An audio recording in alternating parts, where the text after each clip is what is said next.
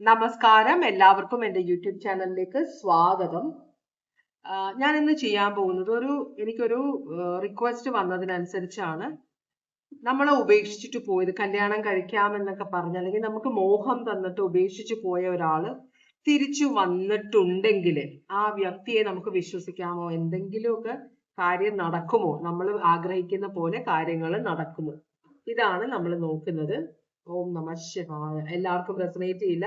ഈ റിക്വസ്റ്റ് തന്ന ആൾക്കെങ്കിലും റെസനേറ്റ് ചെയ്യുമെന്ന് എനിക്ക് അറിഞ്ഞുകൂടാ. എന്തായാലും ഞാൻ റീഡിങ് എടുക്കുകയാണ്. ഭഗവാനെ ഓം നമ ശിവായ, ഓം നമ ശിവായ, ഓം നമ ശിവായ, ഓം നമ ശിവായ, ഓം നമ ശിവായ, ഓം നമ ശിവായ. ഈ ബന്ധത്തിനെ കുറിച്ച് ഭഗവാന് ഓറക്കൽ മെസ്സേജ് തരണേ. ഈ വീഡിയോ കാണുന്നവർക്ക് വേണ്ടിയിട്ട് ഓറക്കൽ മെസ്സേജ് തരണേ ഭഗവാനെ. ഓം നമ ശിവായ, ഓം നമ ശിവായ, ഓം നമ ശിവായ, ഓം നമ ശിവായ. എനിക്ക് ഈ ടാരോ റീഡിങ്ങിന് ഞാൻ ഈ ഓറക്കൽ മെസ്സേജ് എടുക്കുമ്പോൾ ഉണ്ടല്ലോ, എനിക്ക് ആ ഒരു റീഡിങ്ങിന് വേണ്ടിയിട്ടുള്ള ആക്യുറേറ്റ് ആയിട്ടുള്ള മെസ്സേജസ് ദൈവം തരാറുണ്ട്. ഭഗവാനെ നമ ശിവായ, ഓം നമ ശിവായ, ഓം നമ ശിവായ. നമുക്കിവിടെ 2, 3, 4, 5 കാർഡുകളാണ് വന്നിട്ടുള്ളത്. നമുക്കൊന്ന് നോക്കാം എന്തൊക്കെയാണ് ഇവിടെ പറയുന്നത്. അതായത് ഒന്നാമത്തെ കാർഡ് മൗണ്ടൻസ് എന്നാണ് പറയുന്നത്. മൗണ്ടൻസ് നമ്മുടെ ഭൂമിയിൽ ഈ പർവ്വതങ്ങളെ വെച്ചിരിക്കുന്നത് ഭൂമിക്ക് ബാലൻസ് കൊടുക്കാനാണ് എന്നാണെന്നാണ് പറയുന്നത് സയന്റിസ്റ്റ്. കാരണം ഭൂമിക്ക് ഒരു ഉയർച്ചയുണ്ട്, താഴ്ചയുണ്ട്. അപ്പൊ ഇതെല്ലാം നമുക്ക് ഇമ്പോർട്ടന്റ് ആണ്. നമ്മൾ ക്വാറികൾ ഉണ്ടാക്കുമ്പോൾ ഈ ഫ്ലഡ്സ് എല്ലാം ഉണ്ടാകുന്നത് ഈ മലനിരകളാണ്. ഇങ്ങനെയുള്ള വളരെ ചതുപ്പായ സ്ഥലങ്ങളെ ബ്ലോക്ക് ചെയ്ത് വെക്കുന്നത്. അത് നമ്മൾ കുഴിച്ചു കഴിയുമ്പോൾ ആ ചതുപ്പായ നിലങ്ങളെ ബ്ലോക്ക് ചെയ്യാൻ പറ്റാത്തത് കൊണ്ട് ഫ്ലഡ് വരുന്നു. അല്ലെങ്കിൽ പ്രകൃതി ദുരന്തങ്ങളൊക്കെ നമ്മൾ പ്രകൃതിയെ ഉപദ്രവിക്കുമ്പോഴാണ് വരിക എന്നാണ് പറയുന്നത്. അപ്പോ പർവ്വതങ്ങൾ എങ്ങനെയാണ് ഉറച്ചു നിൽക്കുന്നത്? നമ്മൾക്ക് മഴ ഉണ്ടാക്കി തരുന്നത് പർവ്വതങ്ങളാണ്. ആ കാറ്റ് വരുമ്പോൾ ഇതിനെ ഉറച്ച് അത് തടഞ്ഞു നിർത്തി ഇവിടെ മഴ ഉണ്ടാക്കുന്നു. അപ്പൊ അതുപോലെ അത്രയും സ്ട്രോങ് ആയിട്ട് നമ്മൾ പ്രതിരോധിക്കാനുള്ള ശക്തി നേടണം എന്നാണ്. എന്തൊക്കെ പ്രശ്നങ്ങൾ നമ്മുടെ ലൈഫിൽ വന്നാലും അത് പർവ്വതങ്ങളെ പോലെ നമ്മൾ പ്രതിരോധിക്കണം, അത്രയും സ്ട്രോങ് ആകണം എന്ന് നിങ്ങളോട് പറയുന്നുണ്ട്. പിന്നെ നിങ്ങളുടെ വായിൽ നിന്ന് വരുന്ന വാക്കുകൾ നിങ്ങൾ വളരെ ശ്രദ്ധിച്ച് ഉപയോഗിക്കണമെന്ന് പറയുന്നുണ്ട്. അതുകൊണ്ട് ചിലപ്പോൾ തെറ്റിദ്ധാരണകൾ ഉണ്ടാകും. രണ്ടാമത്തെ കാര്യം, ചിലപ്പോൾ നമ്മൾ ഉദ്ദേശിക്കുന്നത് നല്ലതാണെങ്കിൽ നമ്മളുടെ ടോൺ വ്യത്യാസം ഉണ്ടെങ്കിൽ ആ മനസ്സിലാക്കുന്ന ആള് വളരെ റൂഡാണ്, ഈ വ്യക്തി വളരെ ഉപദ്രവകാരിയായ ഒരു വ്യക്തിയാണെന്നാണ് മനസ്സിലാക്കുക. നിങ്ങളൊരു കാര്യം വേണ്ട വേണ്ട എന്ന് പറയും. രണ്ടും രണ്ടാണ്. വേണ്ട എന്നാണെന്ന് പറഞ്ഞത് സൗമ്യമായിട്ട് വേണ്ട, എനിക്ക് വേണ്ട എന്ന് പറയുന്നതും എനിക്ക് വേണ്ട എന്ന് പറഞ്ഞ രണ്ടും രണ്ടാണ്. അപ്പൊ നിങ്ങളുടെ ടോൺ നിങ്ങൾ ശ്രദ്ധിക്കണം. അതുകൊണ്ട് നിങ്ങൾക്ക് പ്രശ്നങ്ങൾ ഉണ്ടാകുന്നുണ്ട് എന്ന് പറയുന്നുണ്ട്. മൂന്നാമത്തെ കാർഡ് അഡിക്ഷൻ ആണ്. വളരെ ഒബ്സസീവ് ആയിട്ട് നിങ്ങൾ ഏതോ ഒരു അവസ്ഥയെ വളരെ ഒബ്സസീവ് ആയിട്ട് ചേർത്ത് പിടിക്കും. ഞാൻ എന്ത് വന്നാലും ഈ അവസ്ഥയെ വിടില്ല എന്ന് പറഞ്ഞ് ചേർത്ത് പിടിച്ചിട്ടുണ്ടെന്ന് പറയുന്നത് അത് നിങ്ങൾക്ക് പണിയാവും. പിന്നെ നിങ്ങൾ ചെയ്ത തെറ്റുകൾ നിങ്ങൾ ആക്സെപ്റ്റ് ചെയ്യണം എന്ന് പറയുന്നുണ്ട്. എല്ലാവരും തെറ്റ് ചെയ്യും. നമ്മൾ ആ തെറ്റുകള് എന്താ പറയാ, തെറ്റുകളെ ഓർത്ത് അയ്യോ, ഈ ഗിൽറ്റ് എന്ന് പറഞ്ഞൊരു കാര്യം ഉണ്ടല്ലോ, അത് നമ്മളെ കൊന്നുകളയും. ശരിക്കും പറഞ്ഞാൽ നമുക്കൊരു ഗിൽറ്റ് എന്ന് പറഞ്ഞ കാര്യം ചെയ്തതിനോടുള്ള തെറ്റ്, പക്ഷെ ഗിൽറ്റി ഫീലിംഗ് ഉണ്ടെങ്കിൽ നമ്മൾ അത് ആരോടും തുറന്ന് പറയുന്നില്ല. അത് മനസ്സിൽ ഇങ്ങനെ വെച്ച് നമ്മൾ തന്നെ അത് കൊല്ലും. അതിന് പകരം നമ്മൾ അതിനെ പ്രായശ്ചിത്തം ചെയ്യണമെന്നാണ് പറയുന്നത്. തെറ്റുകൾ ആക്സെപ്റ്റ് ചെയ്യുക. ആക്സെപ്റ്റ് ചെയ്ത് കഴിഞ്ഞാൽ അത് മനസ്സിൽ അയ്യോ തെറ്റ് ചെയ്തല്ലോ എന്ന് പറഞ്ഞു നടക്കാതെ നമ്മൾ അതിന് വേണ്ട പ്രായശ്ചിത്തം, ചിലപ്പോ ആരോടാണോ തെറ്റ് ചെയ്ത് അവരോട് ചെയ്യാൻ പറ്റിയില്ലെങ്കിൽ ഫ്യൂച്ചറിൽ വേറെ ആരോടെങ്കിലും നല്ല കാര്യങ്ങൾ ചെയ്ത് അത് കടം വീട്ടിൽ കളയുക എന്നാണ് പറഞ്ഞത്. ചിലപ്പോ ആ തെറ്റ് ചെയ്ത ആള് മരിച്ചു പോയി നമുക്കൊന്നും ചെയ്യാൻ പറ്റില്ല, അല്ലെ? അപ്പൊ നമ്മൾ ഫ്യൂച്ചറിലുള്ള ബന്ധങ്ങളിൽ നമ്മൾ നല്ലൊരു ബന്ധം ബിൽഡ് ചെയ്യണം. മറ്റുള്ളവരെ വാക്കുകൾ കൊണ്ടുപോലും വേദനിപ്പിക്കാതെ നോക്കണമെന്നാണ് പറയുന്നത്. അവസാനത്തെ കാർഡ് പറയുന്നത് നിങ്ങളുടെ ഉള്ളിൽ നിങ്ങൾക്ക് കുറെ ഭയമുണ്ട്.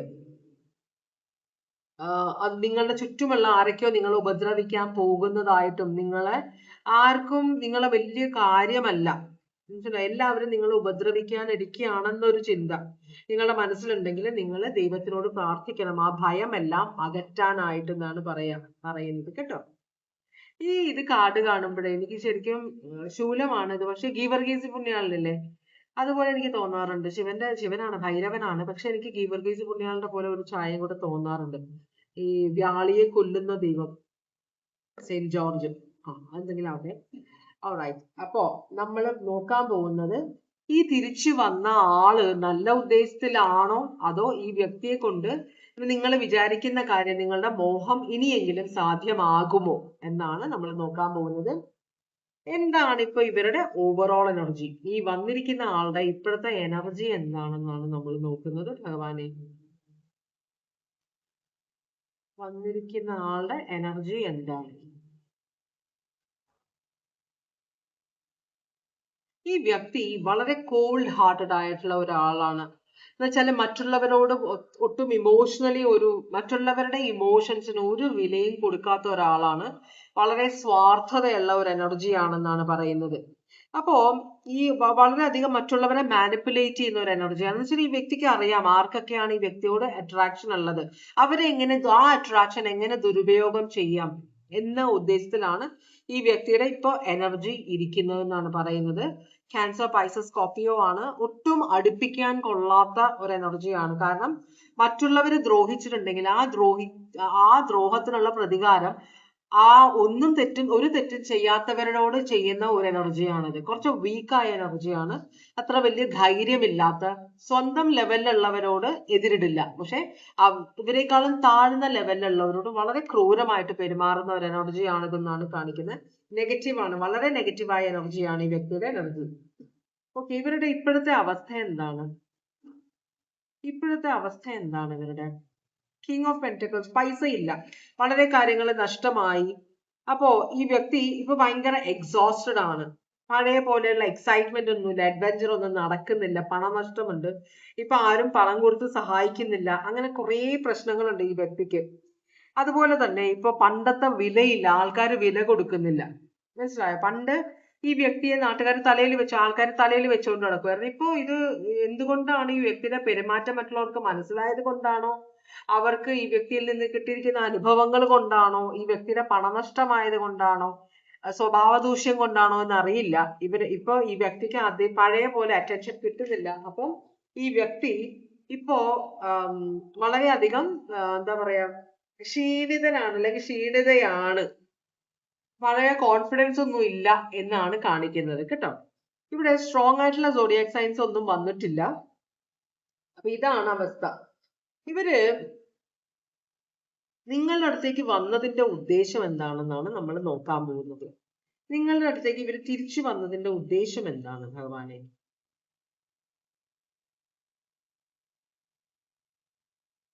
ഇവര് ഭയങ്കര ടോക്സിക് ആയ ഒരു എനർജിയാണ് കേട്ടോ. ഇതെല്ലാം നെഗറ്റീവ് ആണ് കാർഡ്സ് വന്നിരിക്കുന്നത്.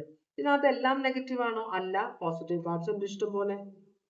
ഇതെല്ലാം കണ്ടോ, ഇതെല്ലാം ലവേഴ്സ് എല്ലാം ഉണ്ട്. പക്ഷെ ഈ നെഗറ്റീവ് കാർഡ്സ് ആണ്. അപ്പൊ അതിനർത്ഥം ഈ റീഡിങ്ങിന് നെഗറ്റീവ് കാർഡ്സ് തന്നെയാണ് വരേണ്ടതെന്നാണ് പറയുന്നത്. ഓക്കെ, എന്താണ് ഉദ്ദേശം എന്ന് പറഞ്ഞാല് ഈ വ്യക്തിയുടെ മനസ്സിൽ കുറെ സീക്രട്സ് ഉണ്ട്. വളരെയധികം ഈ വ്യക്തി മാനസികമായിട്ട് ബുദ്ധിമുട്ടുന്നുണ്ടെന്നാണ് പറയുന്നത്.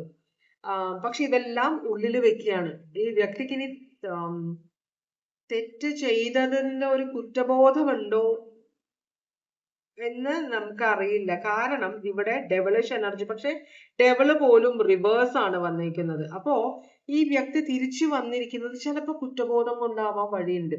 നിങ്ങളോട് തെറ്റ് ചെയ്തു പോയി, നിങ്ങൾ അത് അർഹിക്കുന്നില്ല, ചെയ്ത തെറ്റ് വ്യക്തി ചെയ്ത കാര്യം നിങ്ങൾ അർഹിക്കുന്നില്ല എന്നൊരു കുറ്റബോധം ഉണ്ടാവാൻ ഒരു ചാൻസ് ഉണ്ട്. അതുപോലെ തന്നെ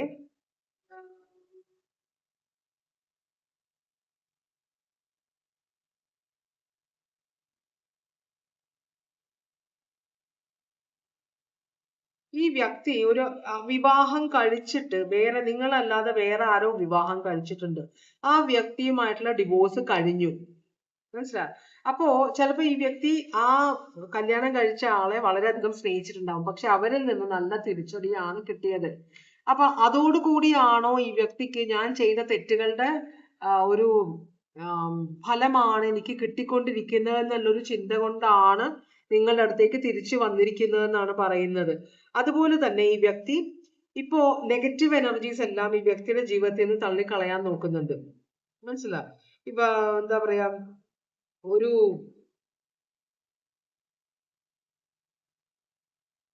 ഇത് ഡെവിൾ എനർജി ആണ് റിവേഴ്സ് വന്നിരിക്കുന്നത്. ഡെവിൾ എനർജി എന്ന് പറഞ്ഞാൽ വളരെ ഒബ്സസീവ് ആയിട്ട് നമ്മളെ കൺട്രോൾ ചെയ്യുന്ന വളരെ നാർസിസ്റ്റിക് ആയ ടോക്സിക് ആയ എനർജിയാണ്. അപ്പൊ ഈ വ്യക്തി ആ എനർജി എല്ലാം കളഞ്ഞിട്ടിരിക്കുകയാണ്. ഇപ്പൊ ഈ വ്യക്തിയുടെ ജീവിതത്തിൽ ഒട്ടും ടോക്സിസിറ്റി ഇല്ല. ടോക്സിസിറ്റി എല്ലാം ഈ വ്യക്തി കളഞ്ഞുകൊണ്ടിരിക്കുകയാണെന്നാണ് പറയുന്നത്. അപ്പൊ അതുകൊണ്ട് നിങ്ങളോട് വളരെയധികം തെറ്റ് ചെയ്തു എന്ന ഒരു കുറ്റബോധം കൊണ്ടാണ് ഈ വ്യക്തി തിരിച്ചു വന്നിരിക്കുന്നത് എന്നാണ് പറയുന്നത്. ഇവിടെ ടോറസ് ഉണ്ട്, കാപ്രിക്കോൺ ഉണ്ട്. പക്ഷേ ഇതുകൊണ്ട് നിങ്ങൾക്ക് എന്തെങ്കിലും ഗുണമുണ്ടോ? നമ്മളുടെ അടുത്തേക്ക് തിരിച്ചു വരുമ്പോ ഒരാള് കുറ്റബോധം കൊണ്ട് തിരിച്ചു വരുമ്പോ അയാൾ നമ്മളെ വിവാഹം കഴിക്കാനോ അല്ലെങ്കിൽ നമ്മളുമായിട്ടൊരു റിലേഷൻഷിപ്പിന് വേണ്ടിയിട്ടാണോ വരുന്നത് നമുക്ക് അറിയില്ലല്ലോ, അല്ലെ? കുറ്റബോധമുണ്ട്, അപ്പൊ കുറച്ചു നാള് കുറച്ചൊരു സന്തോഷം തരാമെന്ന ഉദ്ദേശത്തിലാണ് വന്നേക്കും, അത് കഴിഞ്ഞിട്ട് പോകും എന്നാണോ? അപ്പൊ നിങ്ങൾക്ക് ഈ വ്യക്തി തിരിച്ചു വന്നത് കൊണ്ട് എന്തെങ്കിലും ഗുണമുണ്ടോ? നിങ്ങളുമായിട്ടൊരു റീകൺസിലിയേഷൻ ഈ വ്യക്തി ആഗ്രഹിക്കുന്നുണ്ടോ എന്നാണ് നമ്മൾ നോക്കുന്നത്. ഇവിടെ ഏസ് ഓഫ് സ്വേർഡ്സ് റിവേഴ്സ് ആണ് വന്നിരിക്കുന്നത്. ഈ വ്യക്തി കൺഫ്യൂസ്ഡ് ആണ്. മനസ്സിലായോ? അപ്പോ നിങ്ങളുമായിട്ട് എങ്ങനെ പൊരുത്തപ്പെട്ട് പോകാം, ഒരു വിവാഹത്തിനെ കുറിച്ച് ഈ വ്യക്തി ചിന്തിക്കുന്നില്ല. നിങ്ങളോട് എന്ത് പറയണം, നിങ്ങളെ എന്ത് പറഞ്ഞ് സമാധാനിപ്പിക്കണം, നിങ്ങൾക്ക് എങ്ങനെ നിങ്ങളോട് സംസാരിച്ചാൽ നിങ്ങളുടെ മനസ്സിൽ ഈ വ്യക്തിയോടുള്ള ദേഷ്യവും വെറുപ്പും എല്ലാം പോകും എന്ന് വ്യക്തിക്ക് അറിയില്ല. അപ്പൊ കമ്മ്യൂണിക്കേഷൻ എങ്ങനെ തുടങ്ങണം, നിങ്ങളോട് എന്ത് പറയണം, മാപ്പ് പറയണോ അതല്ലെങ്കിൽ ഒന്നും പറയാതെ കണ്ടിന്യൂ ആയിട്ട് ഫ്രണ്ട്ഷിപ്പ് മുമ്പോട്ട് കൊണ്ടുപോകണമോ എന്നൊക്കെയാണ് ഈ വ്യക്തി ആഗ്രഹിക്കുന്നത്. പക്ഷെ ഒരു റീകൺസിലിയേഷൻ മനസ്സിലുണ്ടെങ്കിലും അതിനൊരു ആക്ഷൻ എടുക്കാൻ ഈ വ്യക്തിക്ക് ധൈര്യമില്ല എന്നാണ് പറയുന്നത്. മനസ്സിലായോ? ചിലപ്പോ നിങ്ങളും ജീവിതമായിട്ട് മുമ്പോട്ട് പോയിട്ടുണ്ടാവാം. പിന്നെ ഈ ഒരു വ്യക്തിയെ കണ്ടിട്ട് ഇപ്പോ നിങ്ങൾ ജീവിതത്തിൽ ഒരു മാരീഡ് ആയ ഒരാളാണ്, ഇപ്പോ മാരേജിൽ വലിയ പ്രശ്നങ്ങൾ ഇല്ലാതെ നിങ്ങൾ മുമ്പോട്ട് പോവുകയാണ്. ഈ വ്യക്തി നിങ്ങളുടെ മനസ്സിലുള്ളത് കൊണ്ട് മാത്രമാണ് നിങ്ങളുടെ ഇപ്പോഴത്തെ റിലേഷൻഷിപ്പിന് പ്രശ്നങ്ങൾ ഉള്ളതെങ്കിൽ ഈ വ്യക്തിയെ കണ്ടിട്ട് നിങ്ങൾ ഒരു ഡിസിഷനും എടുക്കരുത്. കാരണം ഈ വ്യക്തിയുടെ ഉദ്ദേശം റീകൺസിലിയേഷൻ ആഗ്രഹിക്കുന്നുണ്ട്, പക്ഷെ കുറ്റബോധമുണ്ട്. ഒരു റിലേഷൻഷിപ്പിലേക്ക് റീകൺസിലിയേഷൻ എന്ന് പറഞ്ഞു കഴിഞ്ഞാല് ഒരു റിലേഷൻഷിപ്പിലേക്ക് പോകുന്നതാവണമെന്നില്ലല്ലോ. നമ്മൾ മിണ്ടാതിരുന്ന ഒരാളോട് മിണ്ടുന്നു, ബ്ലോക്ക് ചെയ്ത ആളിൽ നിന്ന് നമ്മൾ അൺബ്ലോക്ക് ചെയ്യുന്നു, അല്ലെ? നമ്മള് മൈൻഡ് ചെയ്യാതെ ഇരുന്ന ആളെ മൈൻഡ് ചെയ്യുന്നു. അത് വർഷങ്ങൾക്ക് ശേഷം നമ്മളുടെ മനസ്സിൽ അവരോടുള്ള ദേഷ്യവും അല്ലെങ്കിൽ അവരോടുള്ള ചെയ്തതിൽ കുറ്റബോധം ഉണ്ട്, അങ്ങനത്തെ ഒരു ഫീലിങ്സ് ഒക്കെ വരുമ്പോ നമ്മൾ ഓട്ടോമാറ്റിക് ആയിട്ട് വർഷങ്ങൾ കൊണ്ട് ഉണ്ടാവുന്ന വ്യത്യാസങ്ങളാണ്. പക്ഷെ അതുകൊണ്ട് ഇവിടെ ഒരു സക്സസ്ഫുൾ ഫ്യൂച്ചർ ഉണ്ടാവണമെന്നില്ല. ചിലപ്പോൾ നിങ്ങളെ വിവാഹം കഴിക്കണമെന്ന് തന്നെ ഈ വ്യക്തി ആഗ്രഹിക്കുന്നില്ല. അതുകൊണ്ട് എടുത്തു ചാടി നിങ്ങൾ ഒരു ഡിസിഷനും എടുക്കരുത്. ഇതൊരു പേഴ്സണൽ റീഡിംഗ് അല്ല, ജനറൽ റീഡിംഗ് ആണ്. ഞാൻ എന്നാലും ഒന്ന് റീകൺസിലിയേഷൻ ആഗ്രഹിക്കുന്നുണ്ട്. ഈ വ്യക്തി നിങ്ങളെ വിവാഹം കഴിക്കാൻ ആഗ്രഹിക്കുന്നുണ്ടോ എന്നതാണ് ഒരു സ്ട്രോങ് ആയ ചോദ്യമാണ്.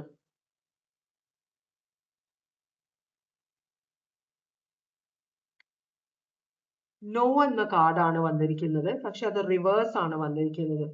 ഇത് ഒരു ഫിനാൻഷ്യൽ റിക്കവറിയുടെ കാർഡാണ്. ഈ വ്യക്തി നിങ്ങളെ വിവാഹം കഴിക്കാൻ ആഗ്രഹിക്കുന്നില്ല. നിങ്ങളുമായിട്ടൊരു ഫ്യൂച്ചർ ഈ വ്യക്തി ആഗ്രഹിക്കുന്നില്ല. ഈ വ്യക്തി വന്നിരിക്കുന്നത് ഈ പണ്ടുള്ള പ്രശ്നങ്ങൾ, നിങ്ങൾ തമ്മിലുള്ള പ്രശ്നങ്ങൾ പറഞ്ഞ് സോൾവ് ചെയ്യാനായിട്ടാണ് വന്നിരിക്കുന്നത്. നിങ്ങളുടെ ബന്ധത്തിൽ ഒരു ഇംപ്രൂവ്മെന്റ്, ഒരു റീകൺസിലിയേഷൻ, ഈ വ്യക്തിയുടെ മനസ്സിന് ഒരു ശാന്തത കൊടുക്കാൻ വേണ്ടി, നിങ്ങളോട് തെറ്റ് ചെയ്തത് അത് ഏറ്റു പറഞ്ഞില്ലെങ്കിൽ തന്നെ ഇനി നമുക്ക് നല്ല ഫ്രണ്ട്സ് ആയിട്ട് മുമ്പോട്ട് പോവാം, നല്ലൊരു കമ്മ്യൂണിക്കേഷൻ അങ്ങോട്ടും ഇങ്ങോട്ടും വെക്കാം. പക്ഷെ ഇവിടെ ഒരു വിവാഹം ഈ വ്യക്തി ആഗ്രഹിക്കുന്നില്ല എന്നാണ് പറയുന്നത് കേട്ടോ. അപ്പൊ ചാടിക്കേറി ഭർത്താവിനോ അല്ലെങ്കിൽ ഭാര്യയോടോ എന്നാ പിന്നെ നിർത്തിക്കോ, എന്റെ പഴയ ആള് വന്നിട്ടുണ്ട്, നമുക്ക് ഇവിടെ വെച്ച് പിരിയാം എന്നുള്ള ഡിസിഷൻ ഒന്നും എടുക്കണ്ട. അവസാനം കടിച്ചതുമില്ല പിടിച്ചതുമില്ല എന്ന് പറഞ്ഞ പോലെയാവും. ഒരു തീരുമാനം. ജനറൽ റീഡിംഗ് ആണ്, ഓരോരുത്തരുടെ പേഴ്സണൽ ലൈഫിൽ എന്തൊക്കെയാണ് വരുന്നത് നമുക്ക് അറിയില്ല. പക്ഷെ ഈ റീഡിങ്ങിൽ കാണിക്കുന്നത് ഈ വ്യക്തി വിവാഹം ആഗ്രഹിക്കുന്നില്ല, എന്നാലും നിങ്ങളുമായിട്ടൊരു റീകൺസിലിയേഷൻ വേണമെന്ന് ആഗ്രഹിക്കുന്നുണ്ടെന്നാണ് പറയുന്നത്. അങ്ങനെയാണെങ്കിൽ നിങ്ങൾക്ക് എന്താണ് ഇവിടെ ഗൈഡൻസ് ഭഗവാന് തരാൻ പറ്റുന്നത്? ഭഗവാനെ,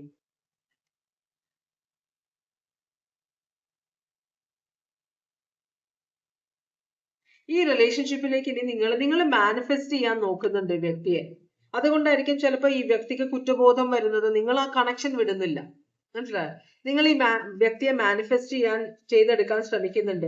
പക്ഷേ നിങ്ങൾ ചെയ്യുന്ന നിങ്ങൾക്ക് തന്നെ അറിയില്ല ഈ വ്യക്തി തിരിച്ചു വന്നിട്ട് നിങ്ങൾക്ക് എന്താണ് വേണ്ടതെന്ന്. മനസ്സിലായോ? ചില സമയത്ത് നമ്മൾ പഴയ ഓർമ്മകളിൽ കുടുങ്ങിക്കിടക്കുന്നത് അത് ശീലമായത് കൊണ്ടാണ്. ചിലപ്പോൾ നിങ്ങൾക്കും കുറ്റബോധം ഉണ്ടാവും, നിങ്ങളുടെ വാശിയായിരിക്കാം, നിങ്ങളുടെ ഒബ്സഷൻ ആയിരിക്കാം. അതല്ലാതെ ഈ ഒരാള് തിരിച്ചു വന്നിട്ട് എന്ത് വേണം എന്നതിനെ കുറിച്ച് നിങ്ങൾക്ക് ഒരു ബോധവും ഇല്ലെന്നാണ് യൂണിവേഴ്സ് പറയുന്നത്. നിങ്ങൾ ഈ വ്യക്തിയെ മാനിഫെസ്റ്റ് ചെയ്യാൻ ശ്രമിക്കുന്നുണ്ട്, വ്യക്തി മാനിഫെസ്റ്റ് ചെയ്യാൻ തിരിച്ചു വരുന്നുണ്ട്. നമ്മളുടെ ഹാരി പോട്ടർ സീരീസ്, ഞാൻ അങ്ങനെ പേര് പറയാൻ പാടില്ലാത്ത, എന്നാലും ഞാൻ പറയണം, ഹാരി പോട്ടർ സീരീസിൽ ആ 3 വാൻസിന്റെ കാര്യം നിങ്ങൾക്ക് എല്ലാവർക്കും അറിയുമെന്ന് എനിക്കറിയാം. 3 വാൻസ് ഉണ്ട് അതിനകത്ത്. 3 വാൻസ് അല്ല, 3 ബ്രദേഴ്സ് ഡെത്തിനെ, നമ്മളെ മരണത്തിനെ അതിജീവിക്കാനുള്ള 3 സാധനങ്ങൾ, മാജിക്കൽ സാധനങ്ങൾ കണ്ടുപിടിക്കുന്നുണ്ട്. അപ്പൊ അതിനകത്ത് ഒരു ബ്രദർ, ആ വ്യക്തിയുടെ സ്നേഹിക്കുന്ന ആള് മരിച്ചുപോയി. അപ്പൊ ഈ വ്യക്തിക്ക് ഒരു മാജിക്കൽ ഇത് കിട്ടുമ്പോ ആ വ്യക്തി ആ ആളെ തിരിച്ചു കൊണ്ടുവരാൻ ശ്രമിക്കുന്നുണ്ട്. പക്ഷെ വരുന്നത് ആ രൂപത്തിലുള്ള ഒരു ക്ലോൺ പോലത്തെ ഒരു സാധനമാണ്. മരിച്ചു കഴിഞ്ഞാൽ നമുക്ക് അവരെ തിരിച്ചു കൊണ്ടുവരാൻ പറ്റില്ല എന്ന് അതിൽ നമ്മൾ മനസ്സിലാക്കണം. എന്ന് വെച്ചാല് അവര് വരുന്നത് ഒരു നിർജീവമായ ഒരു സാധനമാണ് വരുന്നത്. നോക്കുമ്പോ ആ രൂപമുണ്ട്, പക്ഷെ അതിനകത്തൊരു ജീവനില്ലേ, ആ ജീവൻ പെർഫെക്റ്റ് അല്ല. മനസ്സിലായോ? അപ്പോ അങ്ങനത്തെ ഒരു അവസ്ഥ ഇവിടെ. നിങ്ങള് മരിച്ചുപോയ ഒരു റിലേഷൻഷിപ്പിനെ, അകന്നു പോയ ഒരു ബന്ധത്തിനെ, അല്ലെങ്കിൽ ഇല്ലാതായ ഒരു ബന്ധത്തിനെ പുനർജനിപ്പിക്കാൻ വേണ്ടി ശ്രമിക്കുകയാണെന്നാണ് ഇത് കാണിക്കുന്നത്. നിങ്ങൾ മാനിഫെസ്റ്റ് ചെയ്യുന്നുണ്ട്. അപ്പൊ മാനിഫെസ്റ്റ് ചെയ്ത് നമ്മളുടെ ഒരു ഫീലിംഗ്, രണ്ടുപേര് തമ്മിലുള്ള ഫീലിംഗ് ഇല്ലാതെയായി. ആ ഇല്ലാതെയായ ഒരാള് പോയി, മറ്റേയാളെ ആ ഫീലിംഗ് പിടിച്ചു വെച്ചിട്ട് ആ മറ്റേയാളുടെ ഉള്ളില് പഴയ ഫീലിങ്സ് ഉണ്ടാക്കാൻ വേണ്ടി മാനിഫെസ്റ്റ് ചെയ്യും. എനിക്ക് ഒരാള് എന്നെ ഉപേക്ഷിച്ച് വിവാഹം കഴിച്ചു, എനിക്ക് അയാളെ തിരിച്ചു വേണം, അല്ലെങ്കിൽ വേറൊരാളായിട്ട് ബന്ധമുണ്ട്, എനിക്ക് അയാളെ തിരിച്ചു വേണമെന്ന് പറഞ്ഞ് മാജിക് സ്പെൽസും മാനിഫെസ്റ്റും എല്ലാം ചെയ്യാൻ നോക്കും. പക്ഷെ ഈ വരുന്ന സാധനം തിരിച്ചു വരുന്നത് നിങ്ങൾ ഉദ്ദേശിക്കുന്ന ഉദ്ദേശം വെച്ച് തന്നെ ആവണമെന്നില്ല. 2 ഇൻഡിവിജ്വൽസ് ആണ്, 2 ഫീലിങ്സ് ആണ്, 2 മൈൻഡ് സെറ്റ് ആണ്. കുറ്റബോധം ഉണ്ടാക്കാൻ നിങ്ങൾക്ക് പറ്റുമായിരിക്കാം, അല്ലെങ്കിൽ തിരിച്ചു വരണം, ആ ഒരു ബോണ്ട് തിരിച്ചു വന്ന് മാപ്പ് പറയണം. പക്ഷെ ആ വ്യക്തി അത് കഴിഞ്ഞിട്ട് പല അവസ്ഥാന്തരങ്ങളിൽ കൂടെ പോയിട്ടാണ് ഇപ്പൊ നിൽക്കുന്ന അവസ്ഥയിൽ നിൽക്കുന്നത്. അപ്പൊ പല കാര്യങ്ങളും ആ വ്യക്തി മറന്നുപോയി, നഷ്ടപ്പെട്ടു, ഉപേക്ഷിച്ചു. മനസ്സിലായി? ഇവിടെ നിങ്ങൾ എവിടെയാണോ നിൽക്കുന്നത്, ആ വ്യക്തി അവിടെ നിന്ന് പോയി. ഇനി ഈ വ്യക്തി തിരിച്ചു വരണം. തിരിച്ചു വരുമ്പോ ഈ വ്യക്തി ഇവിടെ അനുഭവിച്ച ഈ കാര്യങ്ങള് അതും കൂടെ അല്ലേ കൊണ്ടുവരുന്നത്. മനസ്സിലാവണ്ട? അതൊക്കെയാണ് നമ്മൾ മനസ്സിലാക്കേണ്ടത്. ഒരാള് നമ്മളുടെ ജീവിതത്തിൽ നിന്ന് പോയി കഴിഞ്ഞാൽ എല്ലാം മരണമാണ്, ഇമോഷൻസിന്റെ മരണം എല്ലാം. അപ്പോ ഇവിടെ നഷ്ടപ്പെട്ടു പോയ ആള് തിരിച്ചു വരുമ്പോ അയാളുടെ അനുഭവങ്ങളും കൊണ്ടാണ് ഇയാൾ വരുന്നത്. അപ്പൊ ഇയാൾ നിങ്ങളിൽ നിന്ന് മുമ്പോട്ട് കുറെ പോയി കഴിഞ്ഞു. ഇനി നിങ്ങൾക്ക് തിരിച്ചു കിട്ടിയിട്ട് കാര്യമില്ല. അപ്പൊ നിങ്ങളുടെ മാനിഫെസ്റ്റേഷൻ അബദ്ധമാണെന്നാണ് യൂണിവേഴ്സ് പറയുന്നത്. നിങ്ങൾക്ക് എന്താണ് വേണ്ടത്, എന്താണ് വരുന്നത് ഒന്നും നിങ്ങൾക്ക് അറിയില്ല. അതുകൊണ്ടാണ് ഈ റീഡിംഗ് ആ വ്യക്തി എടുക്കാൻ പറഞ്ഞത് എന്നോട്. കാരണം എന്തിനാണ് ആ വ്യക്തി തിരിച്ചു വന്നേക്കുന്നത് നിങ്ങൾക്ക് ഒരു ബോധമില്ല. നിങ്ങൾ ആ വ്യക്തിയെ മാനിഫെസ്റ്റ് ചെയ്ത് കൊണ്ടുവന്നു. എന്താണ് ഈ വ്യക്തി എന്തിനാണ് വന്നേക്കുന്നത്, ഇനി ഇതുകൊണ്ട് എന്താണ് കാര്യം അറിയില്ല. നിങ്ങളുടെ ഒരു വിവരമില്ലായ്മ കൊണ്ടായിരിക്കാം നിങ്ങൾ ചിന്തിച്ചിട്ടില്ല കാര്യം. തിരിച്ചു വരുമ്പോ എന്ത് അവസ്ഥയിലാണ് വ്യക്തി വരുന്നതെന്ന് അറിയില്ല. അതാണ് ഇവിടെ കാണിക്കുന്നത്. നിങ്ങളുടെ ഈ മാനിഫെസ്റ്റേഷന് എന്താ പറയാ, ഒരു ഡയറക്ഷൻ ഇല്ലാതെയാണ്, ഒരു ഉദ്ദേശമില്ലാതെയാണ് നിങ്ങൾ മാനിഫെസ്റ്റ് ചെയ്തത്. ഓക്കെ, തിരിച്ചു വരണം, എന്നാ തിരിച്ചു വരണം, വന്നിട്ട് എന്തിനാ അറിയില്ല. യൂണിവേഴ്സ് പറയുന്നത് ഇതിനകത്തേക്ക് പോകണ്ടെന്നാണ് പറയുന്നത്. ഇത് ചാരിയറ്റ് റിവേഴ്സ് ആണ്. ഇതിനൊരു മൂവ്മെന്റ് ഉണ്ടാവില്ല. നിങ്ങൾ ഉദ്ദേശിക്കുന്ന തരത്തിൽ ഒരു മൂവ്മെന്റ് റിലേഷൻഷിപ്പിന് ഇനി വരില്ല എന്നാണ് യൂണിവേഴ്സ് പറയുന്നത്. ഇത് കഴിഞ്ഞു, ഇത് വിട്ടേക്കുക എന്നാണ് പറയുന്നത്. ഇനി വേണമെങ്കിൽ നിങ്ങൾക്ക് ഫ്രണ്ട്സ് ആയിട്ട് തുടങ്ങാം. പഴയ വികാരങ്ങളും വിചാരങ്ങളും ഒന്നും ഇല്ലാതെ ഈ വ്യക്തി എന്റെ ജീവിതത്തിൽ ഇരുന്നോട്ടെ, പണ്ട് ഉണ്ടായിരുന്ന ഒരാളല്ലേ, നല്ല ഒരു ഇതാണ്, എനിക്ക് എന്തെങ്കിലുമൊക്കെ തുറന്ന് പറയാനും അയാൾക്ക് എന്തെങ്കിലും പറയാനുണ്ടെങ്കിൽ കേൾക്കാനുമുള്ള ഒരാൾ. അതല്ലാതെ ഒരു ഭർത്താവാകാനോ ഒരു ഭാര്യയാകാനോ ആ റിലേഷൻഷിപ്പ് സക്സസ്ഫുൾ ആകാനോ ഉള്ള ഒരു യോഗം ഇനി ഈ ബന്ധത്തിനില്ല എന്നാണ് പറയുന്നത്. ഞാൻ പറയുന്നത് നിങ്ങൾക്ക് മനസ്സിലാവുന്നുണ്ടോ? ദൈവത്തിനറിയാം. ക്യാൻസർ സോഡിയാക് സൈൻ ആണ് ഇത് വന്നേക്കുന്നത്. അപ്പൊ ഇതാണ് ഇന്നത്തെ റീഡിംഗ്. ഇതുവരെ എന്റെ റീഡിംഗ് കണ്ടുകൊണ്ടിരുന്ന എല്ലാവർക്കും വളരെയധികം നന്ദി. എല്ലാവർക്കും ഭഗവാൻ സന്തോഷവും സമാധാനവും സംതൃപ്തിയും സമൃദ്ധിയും ആയുരാരോഗ്യ സൗഖ്യവും തന്ന് അനുഗ്രഹിക്കാൻ ഇടയാകട്ടെ എന്ന് ആശംസിക്കുന്ന എല്ലാവരും സേഫ് ആയിട്ടിരിക്കുക. വീണ്ടും ഒരു റീഡിംഗുമായിട്ട് വരാം. Take care. Bye bye.